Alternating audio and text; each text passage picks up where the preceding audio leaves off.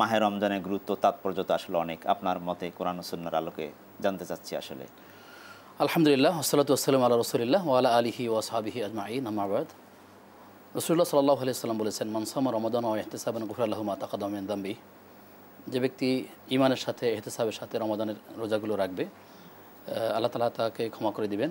তো এই যে রমাদানের সওমগুলো পালন করবে, এই একই রকম হাদিস, সেখানে সওমার জায়গায় মান কমা বলা হয়েছে, আরেক জায়গায় লাইলাতুল কদর বলা হয়েছে। অর্থাৎ এই পুরো রমজান একই হাদিসের ভাষ্য অনুযায়ী কেউ যদি ঠিকমতো রাত্রিবেলা কিয়াম করে রোজাগুলো রাখে, লাইলাতুল কদর সালাত আদায় করে আল্লাহ তাআলা ঈমানের সাথে ইহতিসাবের সাথে, আমরা এই সওম পালন করছি কিন্তু শর্তগুলো পূরণ করছি না। এটাই হচ্ছে আমাদের জন্য সবচেয়ে বড় হতাশার জায়গাটা, যে আসলে ঈমানের সাথে ইহতিসাবের সাথে সেই বিষয়গুলোই কি আমরা বোঝার চেষ্টা করছি না। ইসলামের যে 5টি বিষয় রয়েছে, যদি রাসূল সাল্লাল্লাহু আলাইহি ওয়াসাল্লাম বলেছেন, বুনিয়াল ইসলামু আলা খামসিন শাহাদাতি লা ইলাহা ইল্লাল্লাহ ওয়া আশহাদু আন্না মুহাম্মাদান আবদুহু ওয়া রাসূলুহু ওয়া ইকামিস সালাতি ওয়া ইতাইজ যাকাত ওয়াল হজ্জ ওয়া সিয়াম রমাদান।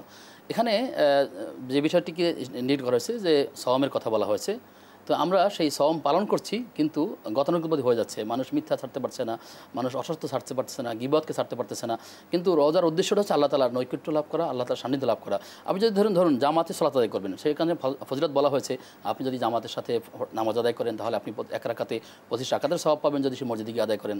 অন্য হাদিসে 27 রাকাতের কথা বলা হয়েছে। যদি আপনি আয়াতুল কুরসি পড়েন, সেটার ফজিলত বলা হয়েছে একরকম, যে এটা এই লোকটা জান্নাতে যেতে পারছে না এই কারণে যে সে মৃত্যুবরণ করেনি। এভাবে করে আমরা দেখি অনেক আমলের কথাই সাথে সাথেই বলে দেওয়া হয়েছে।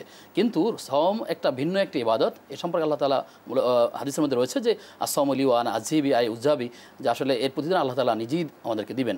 কিন্তু এই রমাদানের ফজিলত আমরা এভাবেই সংখ্যায় চিন্তা করছি, 1 থেকে 10, 10 থেকে 70, 700 পর্যন্ত অগণিত সওয়াব আমরা পাবো। কিন্তু মূল মেসেজটা কি? শাহরু রমাদানাল্লাযী উনজিলা ফীহিল কুরআন হুদাল লিন-নাস ওয়া বায়িনাতিন মিনাল হুদা ওয়াল ফুরকান।